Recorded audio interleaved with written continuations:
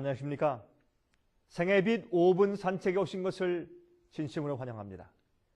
구원 얻는 일에 대한 큰 오해가 있습니다. 믿으면 무조건 다 구원에 들어가는 줄로 생각들을 하고 살고 있습니다. 여러분, 그런데 성경의 말씀은 우리가 하나님의 말씀을 순종하는 사람이 되어야 구원을 얻을 수가 있다고 말씀하고 있습니다. 여러분, 믿는다고 다 구원을 얻게 되는 것이 아닙니다. 왜 그럴까요? 하나님의 구원이 우리 마음속에 임하면 우리의 마음이 변화되기 때문에 그렇습니다. 마음의 소원과 의도가 바뀌게 되어 있는 것입니다. 하나님을 사랑하게 되어 있는 것입니다. 그래서 하나님의 계명을 순종하는 삶을 자연히 살게 되는 것입니다. 그것이 증거입니다. 그러므로 순종하는 생애가 하나님을 진짜로 믿는다는 참 증거인 것을 성경은 분명히 말씀하고 있다고 말입니다. 마귀는 하나님의 계명에 순종한다는 말을 마치 율법주의나 바리새인주의 같은 이상한 사상으로 이해하도록 잘못된 소문을 퍼뜨리고 있습니다. 여러분, 그 소문을 믿지 마십시오. 순종해야 한다는 사실을 강조하면 마치 이단서를 가르치는 것처럼 생각하게 만들어 놓았습니다. 그러나 순종하는 품성이 없이는 아무도 하늘에 들어갈 수가 없습니다. 인류가 에덴에서 쫓겨나서 타락하게 된 이유도 하나님의 계명을 어겼기 때문이 아닙니까?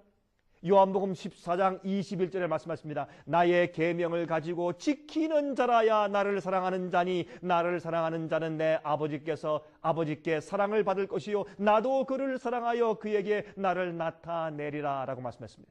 성경의 가르침은 아주 분명한 것입니다. 여러분, 사람들이 자기 마음대로 내용을 바꾸는 것은 바로 그것이 문제가 되는 것입니다.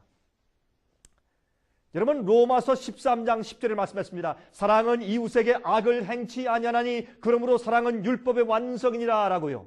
많은 사람들은 율법을 부정적인 측면으로만 봅니다. 이런 것은 하지 말고 저런 것은 금해야 한다는 금지의 법으로만 이해하는 것입니다. 이와 같은 자세로 하나님의 법에 접근하는 것이야말로 사탄이 가장 좋아하는 태도인데, 왜냐하면 사탄은 사람이 하나님의 법에 대한 부정적인 견해를 가질 때 구원에서 멀어질 것을 잘 알기 때문에 좋아하는 것입니다. 여러분, 율법은 하나님께서 당신의 모든 자녀들 주위에 세워놓으신 사랑의 벽입니다. 죄에서 우리를 보호하는 보호막 같은 것이라고 말입니다. 만약 우리가 하나님을 사랑한다면 그분께서 법률로 금지해 놓으신 것들을 매우 두려운 마음으로 거절하게 될 것입니다. 여러분, 십계명은 하나님을 사랑하는 자들이 가진 생활 규범입니다.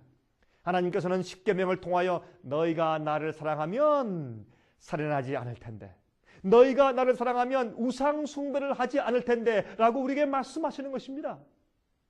여러분, 십자가의 사랑을 바라보고 감동된 사람은 하나님을 사랑하게 되고, 하나님을 사랑하는 자들은 하나님의 율법도 사랑하고 그의 계명을 순종하게 되어 있는 것입니다. 그래서 시편에 다윗은 다음과 같이 기록했습니다. 시편 119장 97절, 126절, 127절, 128절입니다. 내가 주의 법을 어찌 그리 사랑하는지 내가 그것을 종일 묵상하나이다. 저희가 주의 법을 폐하여 싸우니 지금은 여호와의 일하실 때니이다. 그러므로 내가 주의 계명을 금 곧 정금보다 더 사랑하나이다. 그러므로 내가 범사에 주의 법도를 바르게 여기고 모든 거짓 행위를 미워하나이다 그랬습니다. 이것이 바로 거듭난 자의 태도고 바로 참된 그리스도인들의 마음인 것입니다. 여러분, 주의 마음을 가지고 거듭난 마음을 가지면 주의 계명을 사랑하게 되어 있습니다. 순종하는 생을 사시기 바랍니다. 여러분, 저에게 전화하셔서 저희의 매주 예배 설교를 신청해서 들으십시오. 그리고 다니엘과 요한계시록 세미나 테이프를 신청해서 들으십시오. 그러면 성경의 모든 주제를 여러분 자세하게 이해할 수 있습니다.